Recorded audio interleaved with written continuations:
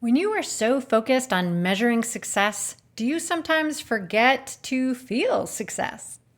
I'm Anne with Winletha, your coach to be the leader you want to be.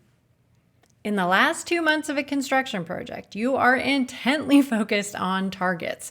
You need to open on time. You need to be on budget. You need everything to work properly. It's as though the fate of the whole project hinges on something different every day. The relief of the delayed light fixtures finally arriving is brief and quickly replaced by the urgency to accommodate the fire marshal.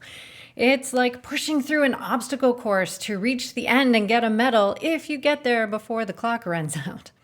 I remember a school project that had a flurry of emergencies through August, but somehow the cleaners went out the back door as the students came through the front door for the first day of school.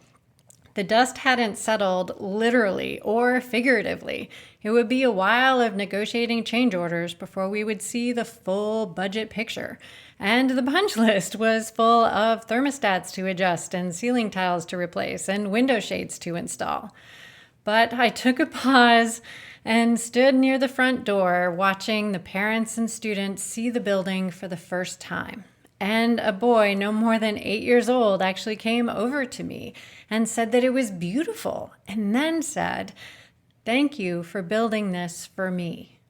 He not only knew that adults had built something, but that we had built it for him, and he was grateful.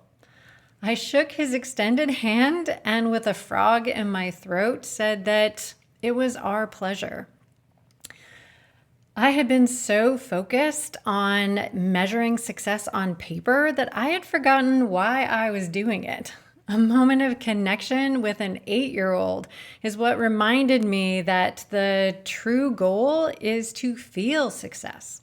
So here's an exercise to help you strengthen your connection muscle. Today, identify something that you're working on that you hope will be successful. Then list the ways that you and others are measuring that success, perhaps with key performance indicators and quotas, targets, deadlines. Then add more ways that you could define success, perhaps related to the quality of service and the impact on relationships and community. Every day this week, pick something from the list and reflect further on how you might observe it or acknowledge it. At the end of the week, notice the range of ways that you can define success and which ones inspire you. Pick something from your list and put it on a sticky note or a monthly reflection log so that you can remember it. Click the like button to let me know that this resonates with you and use the comments to share your thoughts. I'll see you next week with another strength training exercise for your leadership muscles.